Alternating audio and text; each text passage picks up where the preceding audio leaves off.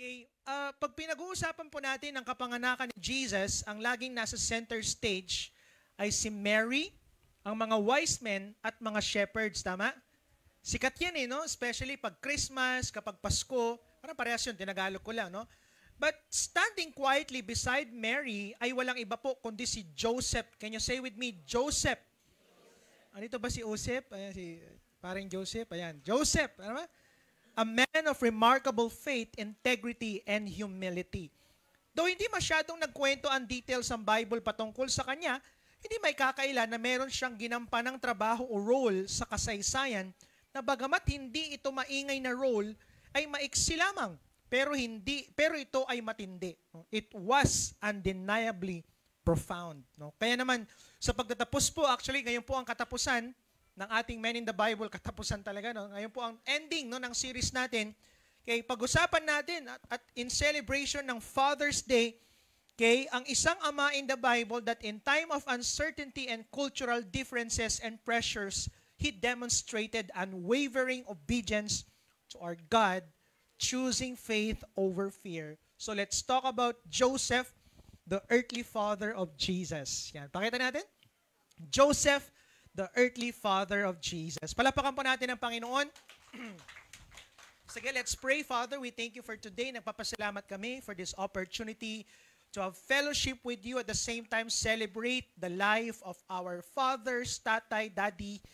At dalangin po namin, matuto kami sa isang tatay na ito from the Bible, at ito po ay ang ama mo, kay hindi sa langit pero ama mo sa lupa. Lord, dalangin ko po na ma-discover namin at ma-amaze kami. At higit sa lahat, Lord, ay maiuwi namin yung ugali meron ng mamang ito. Salamat po, pinupuri ka namin sa pangalan ni Jesus. And everybody says, Amen. So, Matthew chapter 1, verse 18 to 24. No? So, okay lang ba yan? Mag-ano tayo, no? Tutulungan tayo sa pagbabasa. Mag-worship ka ba, Kuya Joel? Ayun, no? So, Matthew chapter 1, verse 18 to 24. Basahin natin, this is how Jesus Christ was born. Mauna ako, sunod kayo. His mother's name was Mary. She had promised to marry a man called Joseph. Then she discovered that she was pregnant. Next.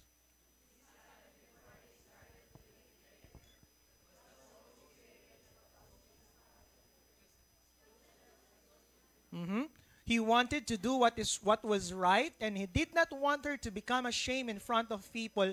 So he decided to stop their marriage secretly. He thought about what he should do. Next.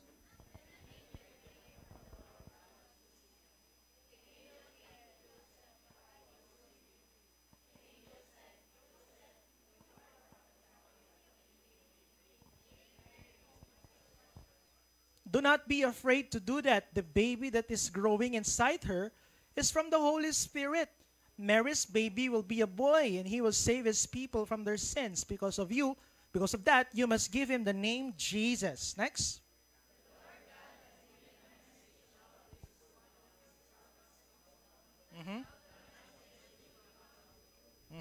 Next verse. The prophet had said, a young woman who has never had sex will have a baby boy. People will call her son Emmanuel. This name means God is with us. Last verse, sabay-sabay po tayo. Then Joseph woke up from his sleep. He did what God's angel had said to him, and he married Mary, and he took her to his home. God bless His word. So, base sa text na ito, may mga ilan tayong malalaman, no, makikilala natin itong character natin sa umagang ito. So, who is Joseph? Meron po tayong, I think, 6 no, na katotohanan patungkol sa mamang ito. Unang-una, Joseph came from the family of King David. Okay? Joseph came from the family of King David. Okay? Matthew chapter 1, verse 1 and 16. This is the list of the ancestors of Jesus Christ. Jesus was from the family of King David, and David was from the family of Abraham. And Jacob was the father of Joseph. Joseph married Mary. Grabe no, married Mary. And Mary was the mother of Jesus. And Jesus is the one who is called Christ, the Messiah. So genealogies, ang tawag natin to ay genealogies. Nakakagulat kasi ang Book of Matthew, nagsimula ito sa pagsusulat ng genealogies ng pinanggalingan ng tagapagligtas. Okay, pag sinabing genealogy sa panahon natin ito, yung mga parang family tree, right? Sino po dito nakagawa ng family tree ng elementary, tama ba? Anong mga ginawa niyong puno? Yung iba sa sobrang dami ninyo, parang hindi mo na mailagay lahat, tama ba? Yung iba naman ang konti, no? Kasi kukunti lang tayo, no? Alam niyo po, napaka-importante ang genealogy during their time and culture, no? At I think magigets natin kasi ganyan din sa Pilipinas, tama ba? Pag may mga nangyari o may mga magandang nangyari, tatanungin nila, supay lulom. Di ba? Sino yung ano pangalan ng mga ninuno mo, di ba? Ganun tayo, no? Katumanaya. Kaya pala kasi galing ka sa ganito, galing ka sa ganyan. So, amazingly, there were 14 generations from Abraham to David, 14 from David to the exile to Babylon, and 14 from the exile to the Messiah. Bakit ko sinasabi ito? Kasi mahalaga. Kasi pangako ito eh. Ang pangako, ang tagapagligtas ay manggagaling sa seed ni Abraham. So pinangako ng manggagaling sa pamilya nila ang tagapagligtas. At yan po ang family tree ni Joseph. Okay po ba yan? That's number 1. Number 2, Joseph is betrothed to Mary. Okay, pag sinabing betrothed, sabi nga sa verse, this is how Jesus Christ was born. His mother's name was Mary, and she had promised to marry a man called Joseph. So, para mas maintindihan natin what is betrothed, ang betrothed kasi ceremony ay mukhang malapit sa engagement. No? May mga engaged couple ba tayo dito? I see one, hindi pala. Okay, ano pala, no? Tapos na pala, si Ate Mitch, kinasal na pala, no? Okay, pero pag sinabi nating engagement, mukhang malapit doon, right? Pero hindi siya actually ganun. Para mas maintindihan natin, sabi nga dito, unlike an engagement, sige next natin, unlike an engagement which sets an intention to marry, a betrothal ceremony requires the couple to commit to marry. So kung yung betrothal, kung yung engagement, there was an intention. Di ba anong ginagawa nila? Di ba? Will you marry? May ganun, di ba? Will you marry me? Iba naman, pinapakagat yung karne, tapos nandun pala yung no? Mahirap na lunok. Diba? Hihintayin pa nila diba? To make the long story short, ganun yun. Pag engagement, nagpapakita ka ng intention na gusto kitang pakasalan. Diba? Pero itong betrothal, hindi mo lang sinasabing may intention ka magpakasal, pero pakakasalan mo talaga. Okay ba yun? Kaya magugulat tayo, okay? May mga engagement na hindi tumutuloy sa kasalan, pero pag betrothed, talagang magpapakasal sila. Okay ba yun? At ang kaibahan po nito sa engagement, kapag betrothed, you need legal actions for total separation. Kasi pag, di ba, may mga nakikita tayong gano'n, nag-engage na sila, biglang ginosting, biglang nang iwan, bigla na lang hindi nagparamdam, nasaan na siya, di ba? Sabi mo sa tabi mo, di ba may mga gano'n bakit gano'n? Engaged na sila, bigla na lang. Sa kanila po, hindi mo pwedeng gawin yon. Kapag ginawa mo yon, ginosting mo siya, betrothed ka, pwede kanyang ipapatay publicly. At base po ito sa batas. Okay? So, nakita ninyo yung bigat? Hindi siya basta-basta engagement lang no? So, pwede daw siyang pagbabatuhin hanggang sa mamatay. And the only thing that separates married to betrothed ay yung formal wedding at sex. Kasi during this time, hindi pa sila pwedeng mag-sex At the same time, hindi pa sila totally kasal. Okay? So, hindi lang basta engaged si Joseph kay Mary, pero betrothed siya. Nagets niyo? Number 3. Or letter C, Joseph was a good man. Yan, di ba? Isa siyang mabuting lalaki. So sabi sa verse, Joseph was a good man. So anong nangyari, di ba sabi ko nga po, betrothed sila. Paano kung malaman mo na yung mapakakasalan mo, buntis pala? Tama ba? Bilang lalaki, syempre para namang, grabe naman yun. Tama ba? Parang, gusto ko na siyang pakasalan Sino kaya yung tatay? Baka yung JNT driver, di ba? Hindi ba pala, no? JNT talaga, no? Yun yung nagdi-deliver lagi, yung pumapasyal, no? Baka naman yung, on the go, di ba? Ay, iba pala yun, no? Sa Manawag pala yun, di ba? So, siyempre, magugulat ka, bakit kaya nabuntis yung mama? Siyempre, hindi ko to anak, tama ba? So, it is normal at tama lang na hiwalayan niya si Mary. Dahil nga nabuntis ito nang hindi pa sila totally kasal. Imagine mo sasabihin ni Mary, nabuntis ako ng Holy Spirit. Anong Holy Spirit? Sinong GNT driver yan? Di ba? Minsan, GNT talaga, no? LBC driver, no? Ano pa ba? Di ba? But, kaya nga, ang nangyari, nag-iisip na ngayon si Joseph, paano niya hihiwalayan. Pero, makikita mo na mabuti pa rin siyang tao. Tayo sa akin, bakit? Kasi, pwede namang ipangalandakan niya yung, na si Mary ay nabuntis. Diba? At ang mangyayari, si Mary, masisira ang pangalan, siya naman, hindi masisira ang pangalan niya. Tama ba? Kasi ako, naging faithful ako. Pwede niyang gawin yun. Pero hindi niya ginawa. Bakit? Kasi mabuti siyang tao. So, ang ginawa niya, para hindi masira si Mary, secretly, hihiwalayan ko na lang siya nang hindi publicly sinasabi. Hindi ko napapalitan yung bio ko na engaged to single, hindi na. Sabi niya, hindi na kasi nakakaya naman para kay Mary. So makikita mo dito na meron siyang great zeal in obeying the law, but at the same time, mabuting tao. Kasi mabuti siyang partner kay Mary. Okay ba yun? Pang-apat, Joseph demonstrated unwavering obedience to God. Okay? Ibig sabihin, yun nga, gusto niya ng hiwalayan, nagpaplano na siya, may mga plans na siya na gagawin, sinusulat niya na, nasa notes niya na, talaga, no? Ngayon, nung natutulog siya, kinausap siya ng Diyos through an angel. At sabi ng angel na ito, na yung si Mary na betrothed ka, ay yung bata na yan, hindi galing dun sa JNT driver, ikaw naman. Sinabi niya yun, hindi yun galing dun sa pero ito ay conceived ng Holy Spirit. At papangalanan mo siyang Jesus at siyang magiging tagapagligtas. So to make the long story short, alam mo, nakakagulat kasi si Joseph po ay walang recorded na sinabi sa Bible. Wala kang makikita na nagsalita siya tahimik. Di ba? Ganyan naman mga tatay minsan, tahimik lang, no? Pero magugulat ka, every time kinakausap siya ni Lord, sumusunod siya. Marami sa Bible, ang daldal, ang daming sinabi, hindi naman sumunod. Pero si Joseph, walang recorded na sinabi, pero tuwing nangungusap si Lord, sumusunod siya. Nung pinatuloy ang kasalan, sumunod siya. Nung sinabihan kung ano ipapangalan, sumunod siya. Alam mo, unang-unang anak yun, lalaki pa. Diba usually, gagawin natin, junior, diba? Junior. Timothy Paul sa Gawinit Junior. Ayan, no? Ano pa? Si Joseph, siguro gusto niya nang gawin yun. Joseph the Carpenter Junior. Oh, talaga, Carpenter. Ang apelyido ni Joseph pala ay Carpenter, Kasi karpentero siya, Joseph Carpenter, Pero sumunod pa rin siya kasi utos ng ama Nung sinabihan umalis sa isang particular na lugar, sumunod siya. You know what? Despite uncertainty and cultural pressure, Joseph demonstrated unwavering obedience to God, choosing faith over fear.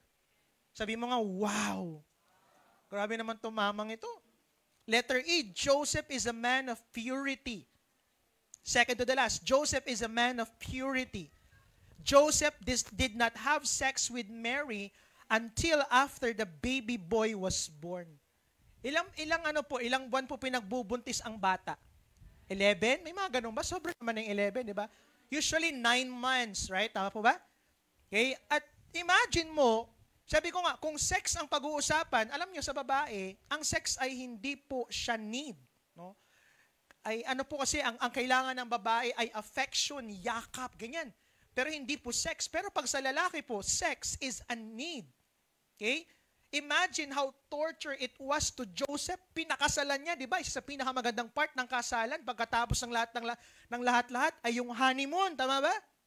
Imagine mo, after 9 months, saka pa nag-honeymoon. Nagigets po ninyo yung nangyari? Grabing torture kay Joseph. Di ba? Di ba ganun siya? Excited na pero di pwede. Kasi pinagbubuntis niya yung Messiah Di ba? Ang nangyari, kaya nga si Mary was called the Virgin Mary. Talagang hindi siya talagang proteksyonan. There is purity talaga. It shows how Joseph values purity over emotions and self-desire. Okay ba yun? And last but not the least, kung sino si Joseph, Joseph played an important role. Ano yun? The earthly father of Jesus. Alam mo, pinag-aralan ko po ang Matthew at Luke kasi doon makikita ang buhay nila eh. Nagulat ako kasi tigda 2 chapter lang ang ambag niya. 2 chapter lang, napakaiksi, napakabilis. At based sa pag-aaral, ay after 12 years old ni Jesus, wala nang record na buhay si Joseph. So ibig sabihin, most probably, hindi po ito totoo, pero most probably, ay 12 years old, patay na po si Joseph nung 12 years old si Jesus. Kaya parang bilis ng buhay niya. Pagamat hindi galing mismo sa kanya si Jesus, pero alam mo ba si Jesus o si Joseph, tinanggap niya, proteksyonan, minahal at inalagaan ng kanyang si Jesus bilang sarili niyang anak. Are you here? Di ba? He played an important role. Next. Nung mga panahong bata pa si Jesus, siya ang pumapel bilang isang mabuti, masipag at mapagmahal na ama ng ating tagapagligtas. Did you just imagine? Diba? Nung mga panahon, naglalaro si Jesus, siya nagpapalit, siya naggaganto. Diba? Tapos, kasi ano siya si Jesus was a carpenter. So talagang bilib na bilib siya sa tatay niya. Kasi carpenter yung tatay Tama po ba? So pambira, ibig sabihin, bago na mangha ang mundo sa kanya, namangha muna itong Jesus na to sa kanyang ama. And his name was Joseph. At later on po, si Joseph ay nagkaroon ng 3 pang anak na lalaki at ng mga babaeng anak. Kaya nakakagulat kasi isa sa pinakamagandang ginawa niya ay naging ama ni Jesus sa mundo. Balikan natin, who is Joseph? 6 na bagay. Joseph came from the family of King David. Pangalawa, Joseph is betrothed to Mary, right? Pangatlo, Joseph was a good man. Joseph demonstrated unwavering obedience to God. Number 5, Joseph is a man of purity. And number 6, Joseph played an important role. That's the earthly father of Jesus. Sino po nakilala natin si Joseph? No? 6 na katotohanan patungkol sa kanya. Now, let me end with this. Knowing who Joseph was, bilang ama, o yung mga future na magiging ama dito, diba? What can we learn from the life of Joseph? Ano ang pwede nating matutunan sa buhay ni Joseph? Hindi pa ako tapos. Ano pa lang, matagal pa ako. No? Kala nila tatapos na ako. Hindi pa ako magtatapos. Unang-una pa lang ito. No? Number 1, kasi paano mo daw malaman patapos na yung preacher pa naglalakad na yung keyboardist. Ano? Si Kuya Joel yan, si Kuya Mike. Kilalanin nyo kung sino yung mga ano para alam nyo po kung patapos na ako. No? Yan, pag si Almira, naglalakad na. Yan, kumukuha ng mic. Ayan. So number 1, be a father. First lesson na pwede nating matutunan kay Joseph bilang isang ama, maging ama ka. O be a father. Okay? Sabi mo nga sa katabi mo, be a father. Hindi pala tatay yan, ano? Hindi pala lahat tatay. No? Kung may kasama kang tatay dyan, sabi mo, be a father. Alam niyo, nakita ko po, men always wanted to play an important role in society and family. Gustong-gusto nila pumapapel kasi yan naman talaga ang calling natin. Maging leader, maging head. Kaya lagi kang makakakita ng mga lalaki o mga tatay na nasa posisyon. Tama po ba? Pero ibahin mo ang kwento ni Joseph, bagamat importante ang role niya sa kapanganakan ni Jesus, pero hindi ito maingay o malaki. Kaya nga hindi natin siya masyadong pinag-uusapan. But regardless, he makes sure malaki man o maliit ang ambag ko, makita man o hindi ang ginagawa ko, gagawin ko pa rin ang role ko, and that is to become the earthly father of Jesus. And guess what? Sa akin, ano yun? Alam mo ba na hindi nagkamali ang Diyos, Ama, na siya ang piliin for this blessed task. At siguro proud ang God the Father na ang ginawa niyang ama ay walang iba kundi si Joseph. Kaya nakita ko po, more than becoming a provider, decision maker next, o haligi ng tahanan, be a father to our children and to our family. Alam mo, nakita ko, marami naman tatay, provider is. Congrats, di ba? Napoprovide mo yung pangangailangan, napoprovide mo yung bahay or anything. Pero, being a father is more than just providing for the family. Are you here? Alam nyo, na-realize ko na most of the problems we face today, ano ba yung mga problema natin sa bansa? Drugs. Ano pa? Broken families. HIVs. Teenage pregnancy. Alam nyo ba, lahat ng mga ito ay galing sa mga tahanan at pamilyang hindi nakaranas ng isang tatay. Are you here? Bakit nagkakaroon ng ganito? Bakit agad nabubuntis? Bakit nagaganyan? Kasi walang tumayong tatay.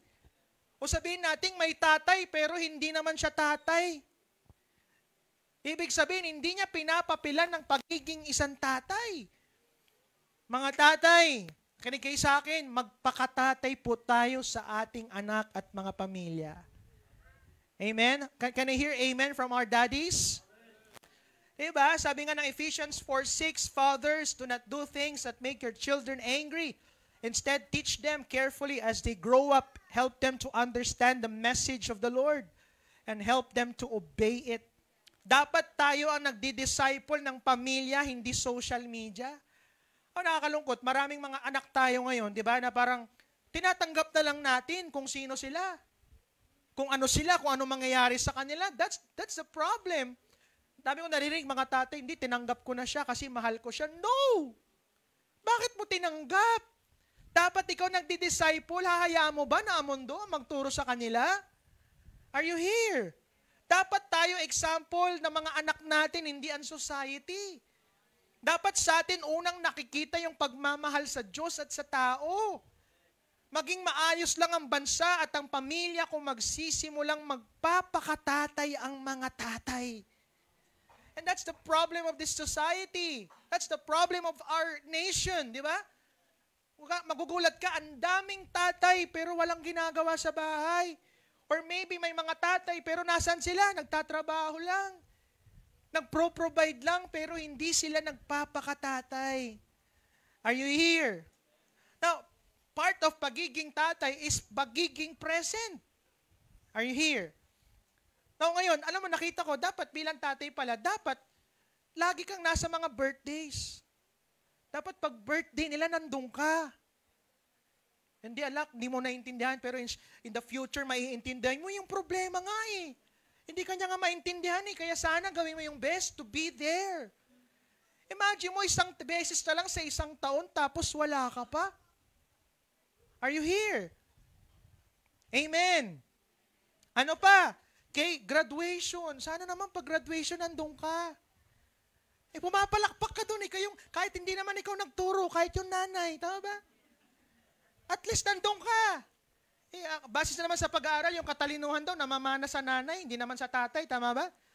Buti na lang, matalino na pangasawa ko. Amen. Matalino yung anak ko. Bakit gano'n na yung boses ko, no? Para ng iba. Parang may spirito ng sumasanay ba, no? Ano ba? Pag may contest, sana nandun ka. May dala-dala kang pagkain, di ba?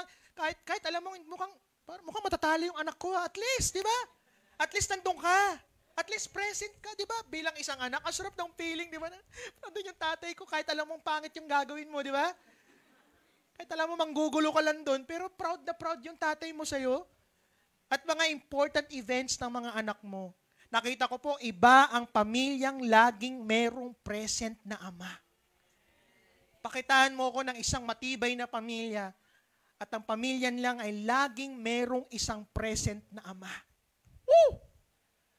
Kung meron man dito sa inyo, di ba, may mga tatay kayo na talagang never siyang naging present o kaya naman hindi siya madalas maging present. Sana bilang mga future tatay o kayong tatay ngayon, sana wag natin ipamana yun sa mga anak natin. Amen? See to it, dapat nandun ka. Pag birthdays, nandun ka. Especially sa kasal, dapat nandun ka. Amen? Okay lang. Ayaw niyong sumagot, pambira, ginagawa ko na lahat. Support naman, di ba? Hindi, joke lang, no? Bakit? Alam mo, nakita ko, dapat laging merong tatay na handang makinig. Alam mo, bakit maraming mga estudyante ngayon, maraming mga kabataan ngayon, bakit sa kaibigan sinasabi yung problema? Kasi hindi nakikinig yung tatay. Uwi ng bahay, umiinom. Umuwi ng bahay, nanonood, hindi nakikinig sa mga anak. Sana maging tatay tayo na handang makinig. Anak, kamusta ang school? Anak, kamusta ang klase? Kamusta ang ganito? Dapat ganun tayo. Hindi yung pag-meet natin sa bahay, nakikita ka nila, nagsi-cellphone, nakataas ang kamay, boss ka, di ba? Uy, wow, tatay ko yan. Dapat hindi ganun. Dapat andun tayo handang makinig. Ano pa? Handang pumrotekta. Diba? Sa mga panahon, kailangan nila ng isang tatay na mag-protect sa kanila. Diyan na, nandun ka. Amen? Ano pa? Handang mag-disciple, handang magbigay ng good and godly advice. Dapat nga, ang mga tatay, matatalino eh. Ang mga tatay, magagaling. Imagine mo, hingin ng advice yung anak mo sa'yo. Sige anak, kung ano man yung gusto mo, go yan. Ganun na yun.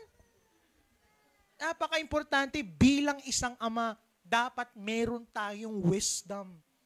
Diba? We give good, not just good, but godly advices. At ito rin matindi, kapag nagkamali naman yung anak mo, sana handa ka namang tumanggap at magpatawad. Huwag naman tayo yung isang itsura ng tatay, di ba, na pag nagkamali, takot na takot sa yung anak mo. Hindi. Dapat maging isang tatay ka na pag nagkamali yung anak, alam niyo yung story nung sa Bible, malayo pa yung anak niya, tumatakbo na eh. Tumatakbo yung tatay para yakapin, sabihin sa kanya na, anak, alam ko, nagkamali ka, pero gusto malaman mo na mahal ka pa rin ni Papa. Love, di ba? Love, anak. Uy, di ba? Grabe yan, laki-laki na, ganun ka pa rin sa kanya. Talagang hindi kanya sasamahan kasi ang OA mo, tama? Amen po ba? Pero mga tatay, please, the best gift that you can give to your son, to your daughters, is being present, maging tatay ka. Amen? So that's the first lesson. Grabe naman tong mamang ito. Number 2, as a father, what can we learn from the life of Joseph? Number 2, be a husband. Sabi mo nga, be a husband. So wag lang tayong maging isang tatay. Dapat maging asawa din tayo. Alam mo, hindi lang nagpapakatatay si Joseph, but he was also a husband to Mary. Minsan, kakapapil natin sa pagiging tatay o uma ng tahanan, nakalimutan natin maging asawa o husband ng ating mga asawa. Tama ba? Si Joseph, nung deserve ni Mary ang ipahiya at siraan, hindi niya ginawa. Bagamat may intention na hiwalayan, pero never nagkaroon ng intention siraan. Hindi man detailed na ikwento kung sino si Joseph as a husband to Mary, pero malinaw na nung kailangan ni Mary ng isang asawa, Joseph showed up. Woo! Are you here? Sabi na Ephesians 5:25-28, husbands, love your wives as Christ loved the church. He even agreed to die on its behalf. Next. So husbands should love their wives just as they love their own bodies. A man who loves his wife shows that he loves himself. Di ba natin naririnig? Happy life? Happy wife? Happy wife? Parang ayaw po nila. Mga wife, mag-amen na, sumagot naman kayo para sa inyo to. Happy wife? Kasi sabi nila, pag masaya ang asawang babae, masaya ang buhay. Alam mo, totoo pala yun. Oo. Totoo. Ang tanong ko po, kailan huling naging masaya si Mrs. dahil kay Mr.? Di ba, minsan, pag may anak na, kapag medyo matagal na mag-asawa, minsan, ang nagpapasaya na lang ng pamilya o kay Mrs., ano nagpapasaya kay Mrs.? Yung baby, di ba, si mga anak. Pero si Mr. di niya na pinapasaya, di ba, pag andyan yung mga anak, oh, cute yung mga anak ko. Pag nandiyan asawa, kayamot. Kaya lalamot, ito na naman, di ba? Parang nakapag-asawa ko ng monster, tama ba? Minsan ganun no? Pero sana ang prayer ko, be the person your wife married. Sana ganun pa rin tayo. Kung paano tayo pinakasalan, sana ganun pa rin tayo. Ayusin mo din yung sarili mo, tama ba? Malaking part din yun. Baka iba ka na ngayon, di ba? Nung pinakasalan ka niya, grabe. Talagang ikaw ay anghel sa lupa. Ngayon mukha ka ng impyerno sa lupa. Amen? Magbago ka naman, di ba? Ayos naman, di ba? Dapat merong continuous panliligaw. Alam mo, natutunan ko po, listen to me, during our marriage, last week po, nag-celebrate kami ng 6 years anniversary. Bata pa kami, no? Pero na-realize ko po sa marriage, a simple hug a day, Yung yakap lang, di ba? Na hindi lang basta, alis na ako, hindi ganun. Yung talagang yakap mo siya, keeps the marriage alive. Tanong ko, kailan mo huling niyakap yung asawa mo? Huwag naman yung yakap na masyadong mahigpit na hindi na makahinga, ha? Tama ba? Sabi ni Rib, yakapin kita. Di ba? Dito mo na niyakap. Di ba? Iba naman yun, no? Dapat yakapin natin ng maayos, no? Ngayon, nakita ko po, may dalawa akong bagay na nakita kung sino si Joseph bilang asawa. Gusto niyo matutunan? Letter A, he was a man of purity. Si Joseph was a man of purity. Di ba, sabi ko kanina, sex is a need for men. Pero si Joseph, alam niya kung kailan makikipag-sex at alam niya kung kailan hindi. Ito, for married couple, gusto ko malaman po ninyo, di ba, na wag nating gawing sex activity ang ating mga asawa. Kasi ganun nangyayari actually pag nagkakaanak na, okay, kapag, yun nga, tumatagal na yung marriage, nakikipag-sex na lang kapag feel nila o gusto nila, not for connection or spending time. Sa babae, ang sex is more than sex. Sex is for them connection. Diba? It's a moment to celebrate as husband and wife. Pag mamay-ari mo ang asawa mo, yes, pero bigyan mo naman siya ng dangal. I-hotel mo naman. Diba? Ayaw natin nila, ano? Hindi kayo masaya, no? Kahit pa mag-asawa, pursue purity pa rin. Ibig sabihin, bigyan naman natin ng respeto ang ating mga asawa. Huwag natin silang bababuyin. Bigyan ito ng paggalang at respeto. Ganon si Joseph, di ba? Hindi yung pag gusto niya, di ba? Minsan ganon, di ba? Kakalabit lang yun minsan di ba? Ano yun? Ano lang? Pag kailangan mo lang ako, saan mo lang gagamitin? Minsan ganon yung mga asawa natin, di ba? Di lang nila sinasabi, pero gusto nilang isigawan, ganon minsan, di ba? Minsan, ganyan yung mga lalaki, di ba? Pag yumayakap na yung asawa, akala nila ganon kaagad. Pero hindi po, di ba? Sana, wag natin silang itratong ganon. Pangalawa, he was a man of integrity. Pwede niya nang ipagpalit si Mary, pero hindi niya ito pinagpalit. Mga tatay, be faithful to your wife. Amen? Wala dapat patagong ginagawa, ipaalam lahat kay Mrs. Sino po dito to? Bigyan ko kayo ng konting tips. So, saan natutunan ko po sa marriage? Di ba minsan, pag ikaw lalaki, may pinuntahan ka, event, birthdays, barkada, di ba pag uwi mo, nagtatanong si Mrs., oh, kamusta yung pinuntahan mo? Ganyan. Tapos, minsan sa atin parang, makikichismis na naman ito. Minsan, ganun thinking natin na parang gusto, detail, kwento. Pero na-realize ko, ang mga misis pala natin, hindi dahil makikichismis sila, pero party yun. Okay ba yun? Makikichismis talaga. Pero, malaking bagay, bakit sila nagtatanong? Sa akin, ano? Kasi gusto nilang makipag-usap sa'yo.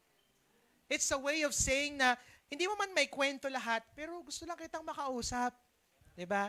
Pero part na rin yung chismis. Okay ba yun? Okay. Sige. Ayaw nila, no?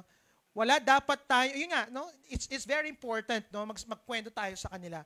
So nakita ko po, iba ang pamilyang may present na asawa. Next. Mga tatay, maging mabuti at mapagmahal na asawa. Are we learning today, mga tatay? And last but not the least, as a father, what can we learn from the life of Joseph? Be a man of God. Again, be a man of God. Alam mo, more than being a father and a husband, Joseph was indeed a man of God.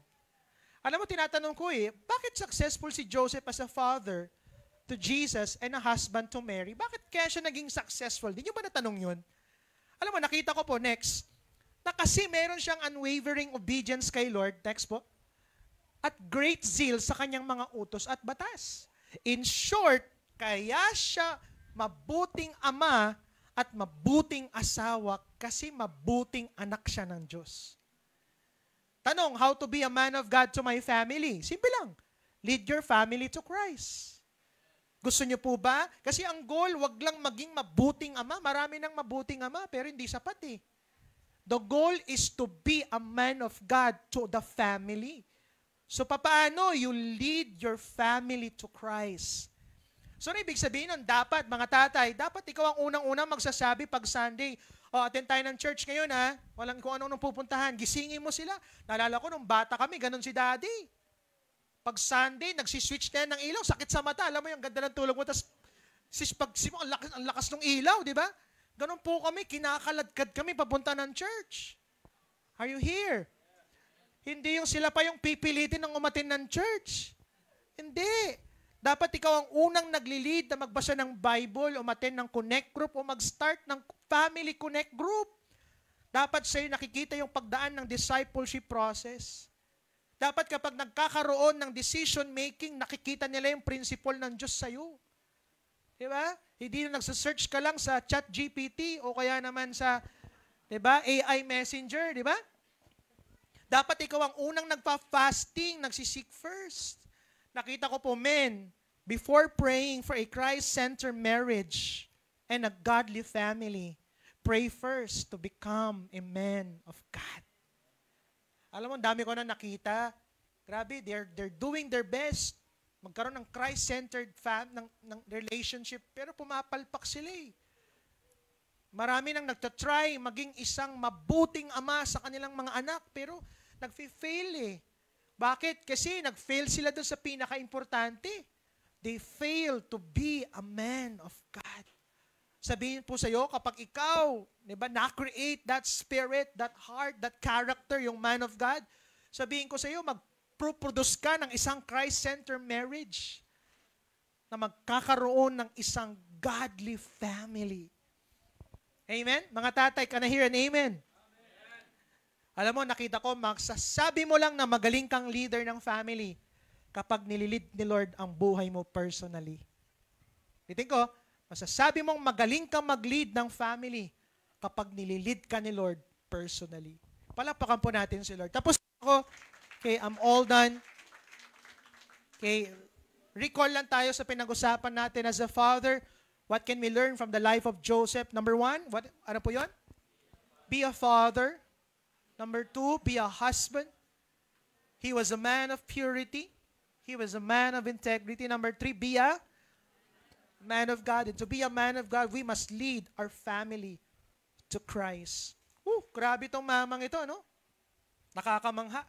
Alam niyo po, Joseph's journey is a remarkable example of obedience in the face of uncertainty, of trusting God's plan when it defied logic or personal desires.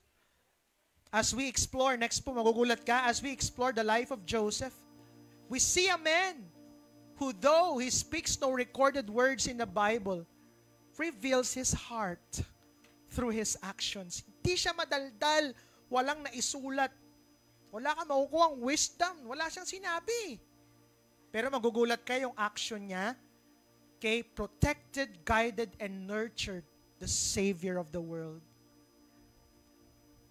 Siguro nakita ko nga, na-imagine ko lang, siguro proud na proud siguro kung sakaling naabutan ni Joseph si Mary, si Jesus, diba? No?